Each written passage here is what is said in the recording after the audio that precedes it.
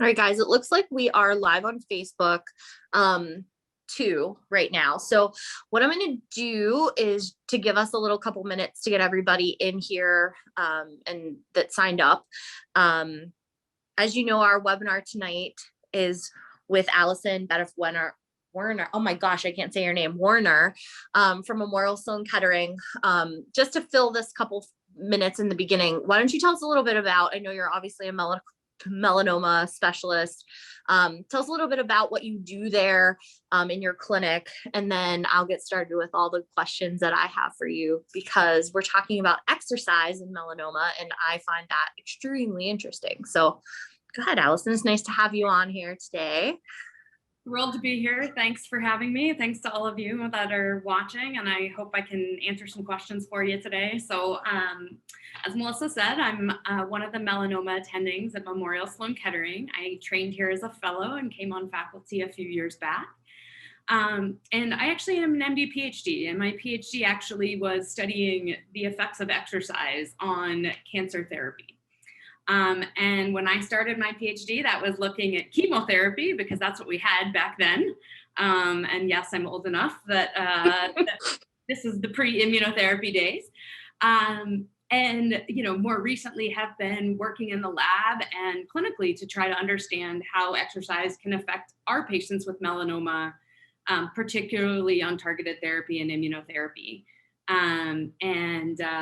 We are working hard not only in the lab, but working on building a survivorship program that incorporates exercise here at Memorial as well. And so happy to talk about any of those things. So many exciting things. And the one thing that I find crazy interesting is that this is not a new topic. Like, this is something that people have been looking at, it seems like, for a really long time, just not specifically in melanoma, which is enter you. Which is amazing. Didn't have a name until a lot, right? So this is something, dating back to like Hippocrates in the old days. We all knew that exercise was good, and we had started to learn what cancer was back then. But it really wasn't until 2005, 6, 7 that our field got a name, and people like myself sort of formally started studying this, which is called exercise oncology, for those of you who haven't heard that term before. I bet a lot of people have not, because everyone, at least, in our clinical practice, it's like, is exercise bad? Should I be exercising? I'm not sure. And so I think one of the biggest things, and a couple of segments back, we did a big exercise. We've talked about the microbiome. We've talked about how diet impacts your cancer therapy. So this is going to be really like rounding out how we can take care of ourselves. The oncology team, we're working really hard from a medicine standpoint to make sure that patients stay healthy. But, really there's not a lot of information, at least for especially melanoma patients, to say, you should do X, Y, and Z. And really, I don't think we really know that answer yet, right? We don't know that yet. Yeah. So why don't you tell us, just to start, how does exercise affect cancer cells? Like, I always like, to start little and look at the global picture later. So, what does this actually do?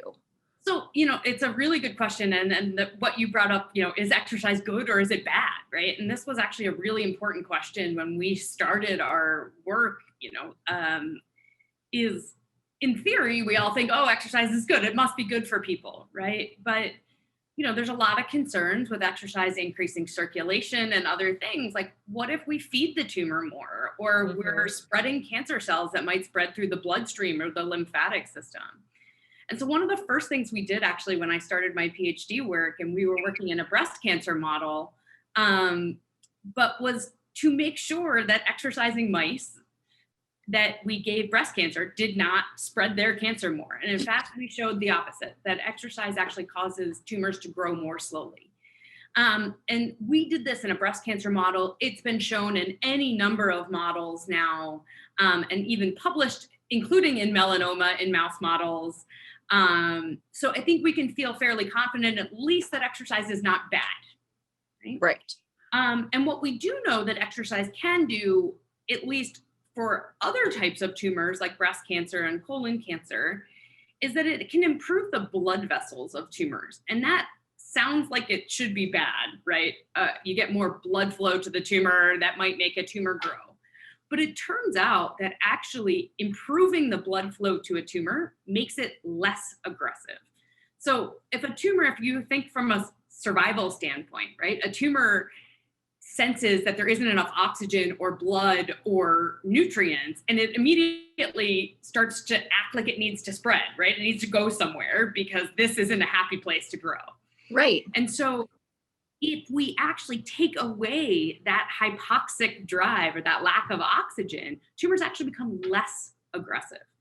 And so that is one thing that we know that at least in multiple different types of cancer, exercise can do. That has not been formally studied in melanoma, but in breast cancer and colon cancer and some others, we certainly know that.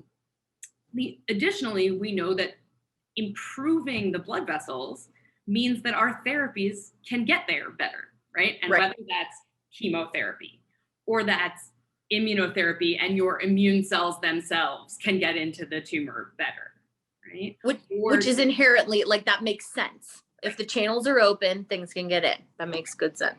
And for patients who are getting radiation, radiation is often used in melanoma for a spot type of treatment, right? For patients who are getting radiation, actually, we know that oxygen makes radiation work better. So the damage that radiation does to the DNA is stabilized by oxygen. And so again, we know that exercise is good in the setting of radiation as well. And so we really think that this is something that, really potentially can benefit our patients.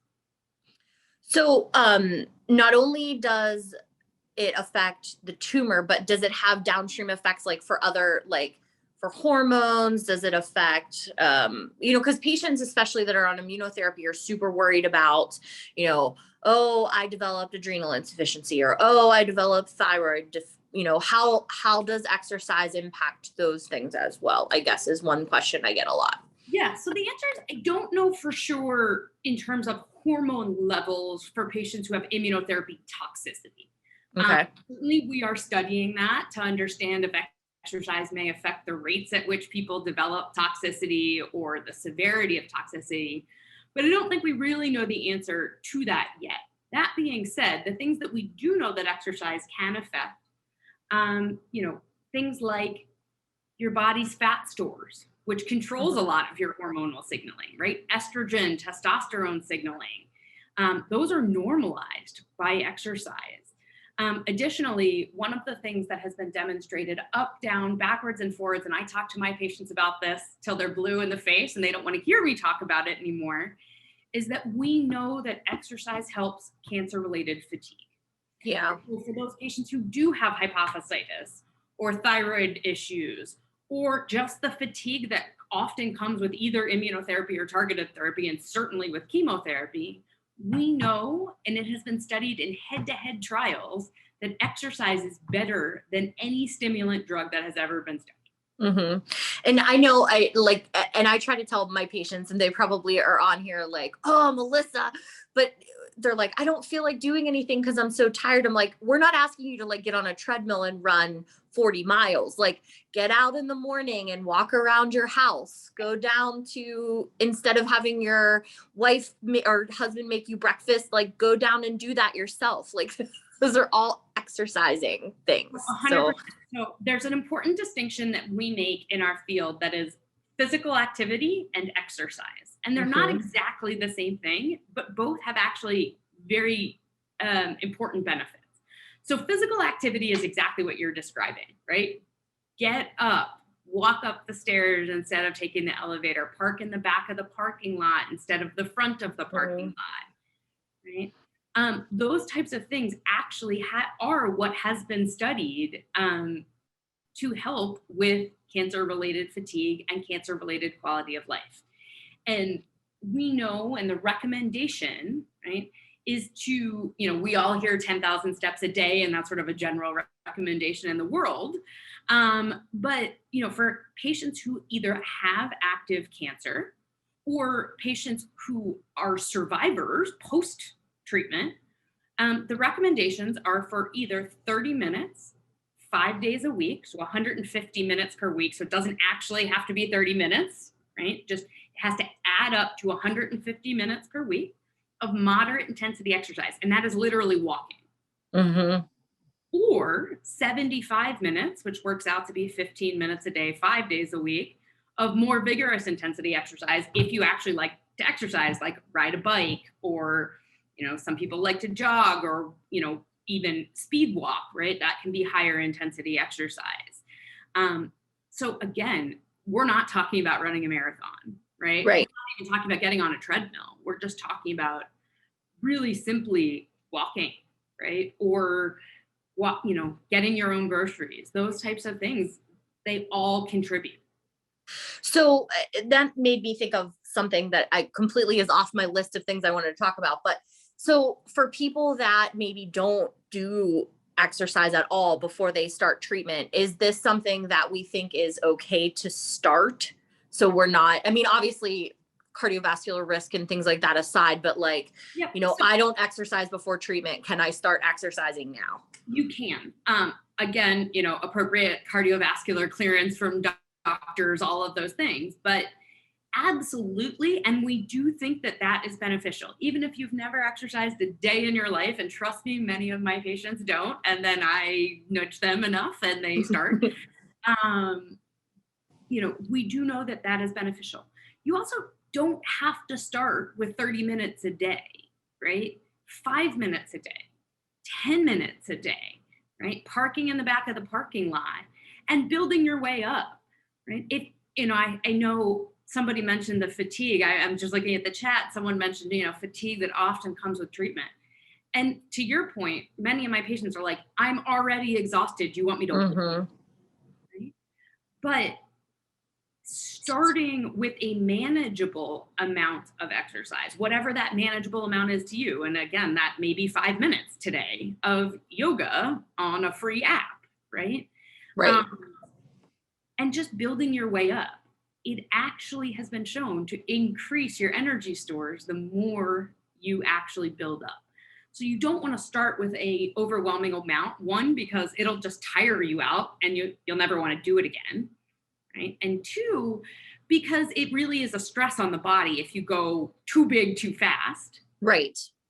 But just start somewhere, wherever that is. Walk up one flight of stairs tomorrow.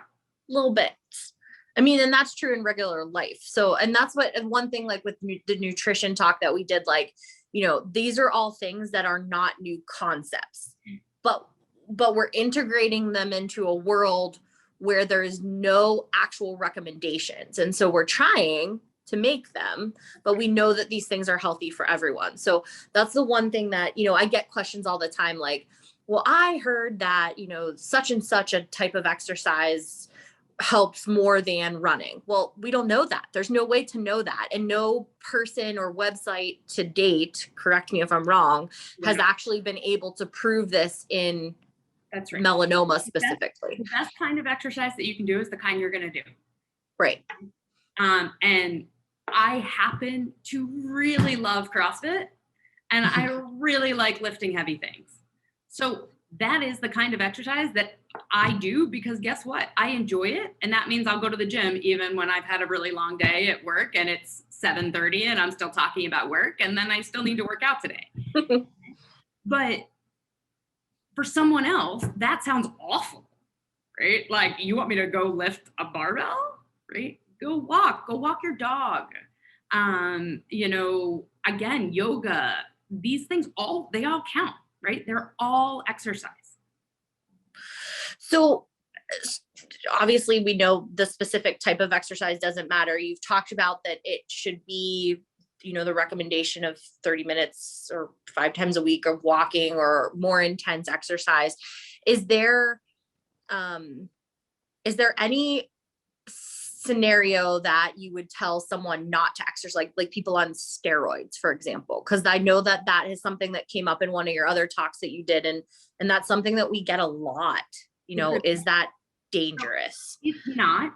It is fine to exercise on steroids. There are a few scenarios that I always say we need to at least just have a conversation with your doctor, right?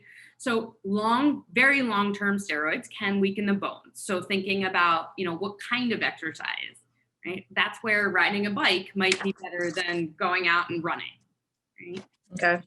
People with bone metastases, I always do say, please talk to your doctor and potentially your orthopedic surgeon before, picking a type of high impact exercise. Because certainly we don't want to risk a bone fracture from exercise that we don't Sure. have from cancer. The only other scenario where I really think it requires some careful thought are patients with brain metastases, just to make sure you're safe, you're steady on your feet.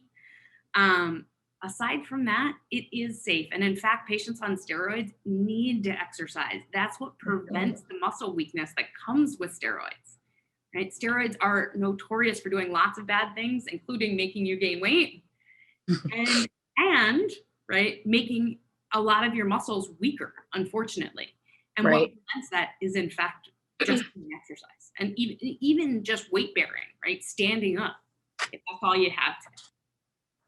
So I have a couple more low questions, and then I actually want you to describe some of the research that you're doing, because I think that is super important and it's really interesting to me, especially.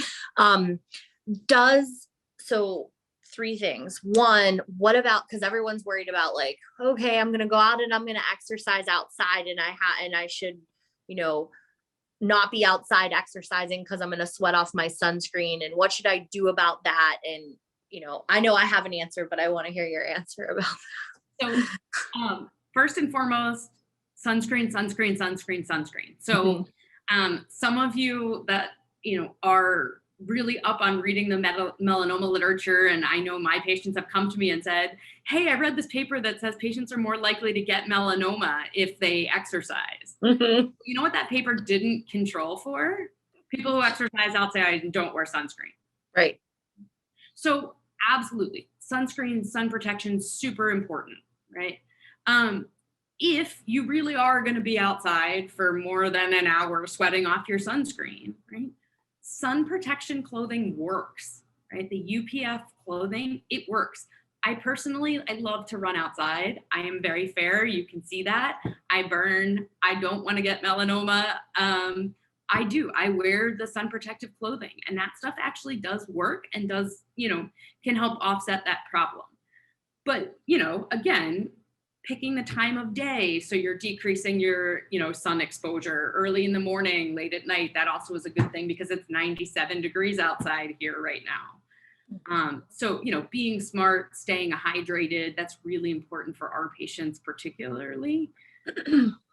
But that should not be a barrier to doing it. No, definitely not. And I have one thing to say about the clothing with the sun protection. Don't use fabric softener. Yeah. That is something that I feel like people don't know. And every time someone brings up that, no matter what topic we're talking about, I'm like, don't use fabric softener. It's like the one piece of education that I feel like I need to insert into every discussion.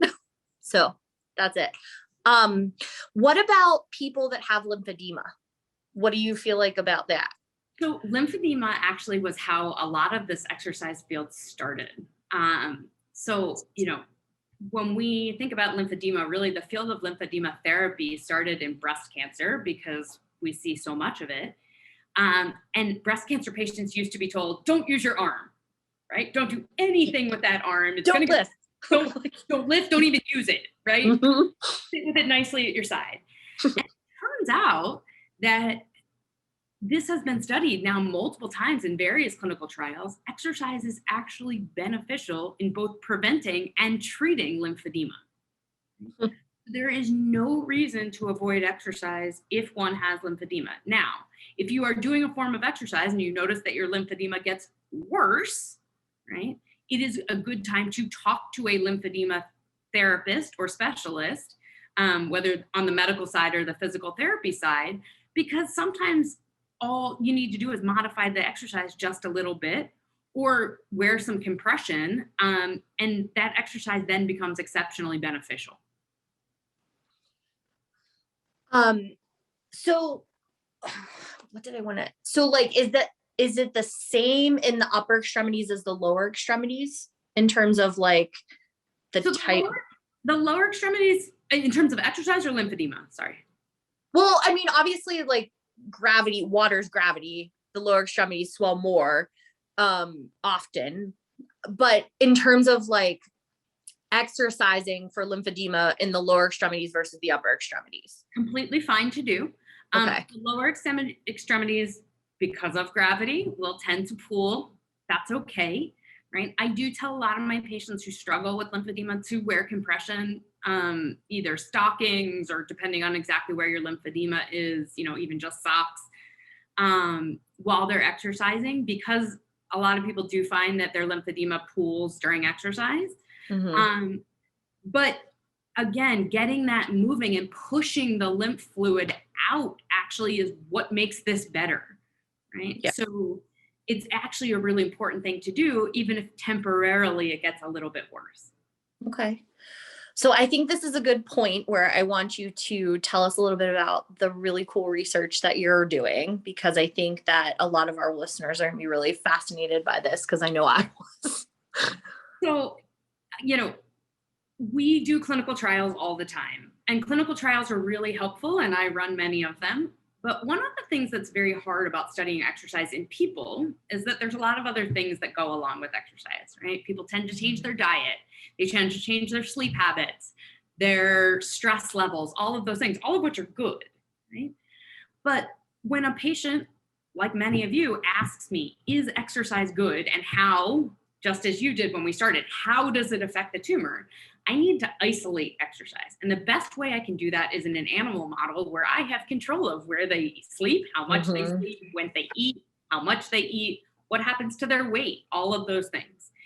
And so I call myself a glorified mouse personal trainer. I run mice on treadmills, right? And I change the intensity of that exercise, the duration. So some mice run for 30 minutes, some run for up to 4 hours a day. Not because we expect patients to run 4 hours a day, but because we're trying to understand the different ways in which we can modify exercise to be beneficial and therapeutic. And so, it's important to understand, is there a dose relationship, right? Is 4 hours better than 1 hour? Which also means, is 1 hour better than 15 minutes? Right. And so those are the types of experiments that I do, and looking at the different inclines. So to answer some of the questions that I know are coming about high intensity versus low intensity exercise, we don't have an answer to that yet, but we will soon, right? So I run these mice on treadmills. I measure the responses of their tumors, so how much their tumors are growing.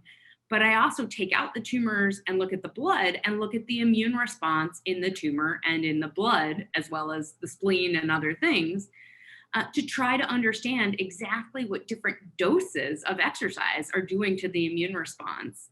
Okay. And, hopefully that means within the next couple of years, I'll be able to answer some of those questions that, we're saying we don't have answers to yet. Well, which would be the most helpful thing to practicing clinicians pretty much everywhere, and also to patients. What about, like with your mouse models, do you think that there's any, and this might be a question that you can tell me, like, what are you asking this question for? But like, for the people, not necessarily like the intensity, but like sustained, sustained high intensity, where like people are doing, or your mouse is running at 3 miles per hour, but he runs for 3 miles an hour for 35 minutes versus he runs for a minute and then walks for a minute and then runs for a minute and then walks for a minute. That's exactly what we're modeling. Cool. We don't have an answer to that yet, but we are working on it. And this is the beauty of working in mice, because I do have control over all of those things, right? Yeah. And I can directly measure the immune response that happens with interval training versus sustained, lower intensity, or even sustained higher intensity. We can train a mouse to become more fit, right? Just like I can train a human to become more fit. And then look what happens, in those mice as well. So how far do you think that we're away from being able to do people? I don't think we're far. So we are starting to, there are many people out there that are doing clinical trials with exercise, less so in melanoma, though there is a trial in Australia that has been going on. COVID disrupted a bit, but of using an app-based home exercise recommendation. They're looking Okay. for quality of life and things like that, not necessarily the immune response. But I think, we expect to hopefully publish some of our results within the next year or so. And then my hope is to pretty quickly turn that into a clinical trial. So cool. I think I do. I think this is kind of medicine is so cool. One of the questions that we got actually in the chat was wondering if the research looked at the number of killer T cells in relationship to exercise. So that's actually one of the biggest things that I'm measuring. So killer T cells are usually what we call CD8 cells, and there are many different types of killer T cells, and activated versus exhausted. And that's part of what immunotherapy acts on, right? To switch those exhausted T cells to activated T cells. Okay. And that's exactly the type of thing that I'm measuring in these mice. I don't have an answer for you yet, but I will soon. But see, she's looking at it. That's why this is the coolest thing. So what about, let's go through some of the other questions, because Sam actually wants to know, are there some exercises that we feel are better than others? And I think you've kind of answered that in sort of all around. Yeah, and I think the exercise that you do. the best exercise is the exercise that you do. But I think anything that gets your heart rate up, right, really, to me, counts at this point. Okay. So are you like out of breath? Are you, to the point where you're like, I might need to stop? Or is this just enough of that you notice your heart rate's up, but you're not in distress? Right. That's exactly right. For most people, I tell them, I want you to get your heart rate up like I'm walking, and I notice that I'm walking a little bit faster than I would walk on a casual Sunday stroll with my dog. Okay. Some people love that feeling of, going to maximal exertion, and that's fine. That's not harmful, but it is not necessary, at least as far as we know in 2021. So just like everything else, it's consistency over specifics. Key. Just like it is in absolutely everything else in life, this is truly true here. You do not have to change your life completely. You just have to walk up a flight of stairs or walk from the back of the parking lot. Which we can do that. All of us can do that. All of us can do that. So Renee would like to know, some immunotherapies can cause muscle issues as a side effect, like myositis, things like that. Can exercise help in those instances, or will it not make a difference if it's the immunotherapy causing muscle discomfort? Or would some type of weight training be better in this instance? Yeah, so it's a great question. In terms of preventing myositis, we don't know yet. We are looking at that. There is some thought that resistance training may help prevent myositis, but that I don't think we have a clear answer yet. If people actively have myositis, I do not recommend anything other than walking to those patients. It is really important. Myositis truly means breakdown of the muscle, and exercise breaks down your muscle so it can rebuild itself. If you have active myositis, the muscle can't rebuild itself as well. And so we want to wait until we get through the active myositis before we really add in exercise, though walking is certainly fine. Your doctor will probably want to keep track of a number called the CPK or CK, and that's a measure of muscle breakdown.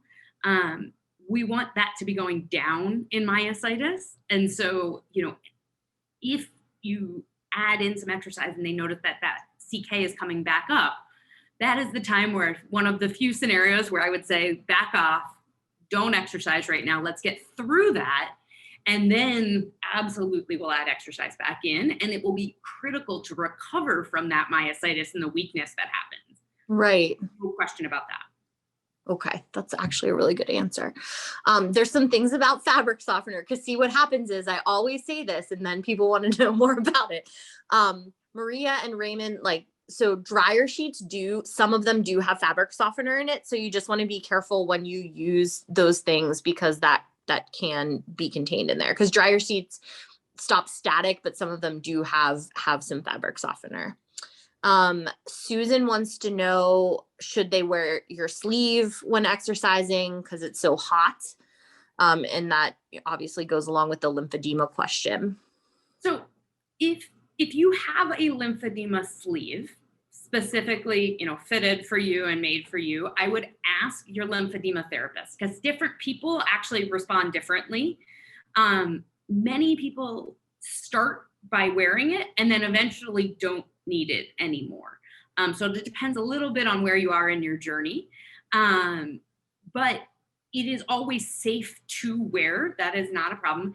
If it is too hot, we all understand that, and that is okay. Make sure, when you come back inside, or, you're going to lay down at night in your air conditioning, that you do put your sleeve on or your sock on, because we certainly can, increase some of that lymphedema, and then we want to get it out, right? That's the whole goal of exercise, is to get this lymph fluid circulating. Correct. So that was a really good question, Susan. Rob wants to know, are there specific exercise recommendations for dealing with neuropathy as a result of possibly surgery or immunotherapy? So basically he just wants to know, is there something better for neuropathy? There isn't a type of exercise right now that we know that helps neuropathy get better per se. Right. I do caution all of my patients that have neuropathy that they, if it, particularly of your feet, that you should be evaluated by either a physical therapist or, a physiatrist or physical medicine and rehab doctor, to know what exercise is safe for you. Most people actually are doing things that aren't super safe for them. A lot of people with neuropathy are running that may actually not be a great scenario. We don't want anyone to hurt their feet, twist an ankle, all of those things. But aside from that, if it's okay by your team and your doctor, it is okay to do. And whatever exercise you're going to do, you should do it. That's a take home message. You should get a shirt. I'm going to tattoo it on my forehead. Yeah. Like, what kind of exercise should I do? The kind that you're going to actually do. One that you do, you win. That definitely would be your slogan, I feel like, for sure. You have a fan. So Nadia says she's a huge fan of your work. Do you recommend any wearables, apps, or programs to help patients with exercise? What about access to physical therapy and programs through healthcare? She just absolutely loves you. She says thank you, and that then she says that her mom was a patient, but we don't want to talk about that on TV. But well, thank you for your fanhood, Nadia. I do like wearables, mostly because they're a good reminder to people. I don't subscribe to that you have to walk 10,000 steps every day, right? I do think consistency is important, but some days can be harder exercise days or longer exercise days, and some days can be shorter, things like that. But I do think that wearables are a good reminder to all of us. Most of us, you can see me wearing my Apple Watch. My Apple Watch just yelled at me because I haven't stood up this hour yet. Yep. Right? So that is a good reminder for most of us, right? None of us should be sitting all day. Whether you have cancer or not, none of us should be sitting all day. Having a goal and just having something that is a constant reminder of, did you do your exercise today? Those are good things, but they're simply for accountability. So I don't think that any one particular wearable is better than another, right? It is, again, just another way to be a sort of constant reminder and to keep you accountable to do the exercise. But if you are someone like me, I love the numbers, right? I love to see that my heart rate hit 165 and stayed there. Yeah. And so that's motivating to me. But if that is demotivating to you, don't wear a heart rate monitor, right? It's not necessary. Yeah, I'm a numbers person too. I'm like, oh man, I still have 2,000 steps before I get to my goal. And I'm like walking around the kitchen trying to. And I think that's great, right? As long as it is something that is encouraging and not discouraging. Correct. So my goal in life has been achieved for you to come on here and talk about exercise, because as the Ask an Expert, I get this question just as much, if not more, than I get nutrition questions and everything else. So I cannot wait in the years to come for you to have lots of answers for us. And you have to promise that you will come back on and give us updates, because I pinky swear via the internet. Really pinky swear to you, but I'm really excited. I think we will have some stuff to share with you within the next year or so that I'll feel more confident. I'm not trying to keep anyone from anything from any information. I simply just want to make sure that we really have the science solid before I tell anyone the wrong thing. But I will come back. I will share it as soon as we can. We're so excited. So take home messages. Do exercises that you can do and will continue to do. Exercise is safe and it's good for you and it's good for your tumor. And you should talk to your doctor, obviously, about the things that are safe for you, particularly. Any other take homes you want to share before we sign off this night? I think that just that, fatigue is very, very common, both for patients on therapy and cancer-related fatigue is exercise. I love it. So, Allison, thank you so much for joining me tonight.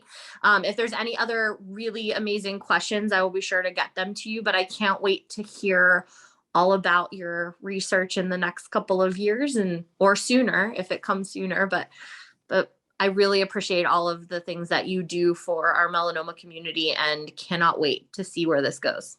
It is my pleasure. Thanks for having me. And if people have questions, obviously I'd love, I'm happy to answer them through you. People can also get to me on Twitter.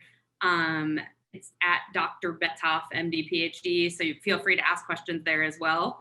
I can't promise I get there every day, but I try to answer patient questions most days of the week. All right. That's what you're very good on Twitter, I have to say. I now follow you. I'm a fangirl. See, this is what happens. So I've been Twitter lazy this week, but you're doing great. Well, I will see you soon. Thank you so much for joining us, everyone. Thank you for joining us tonight. Have a wonderful evening. Bye. Bye, everybody.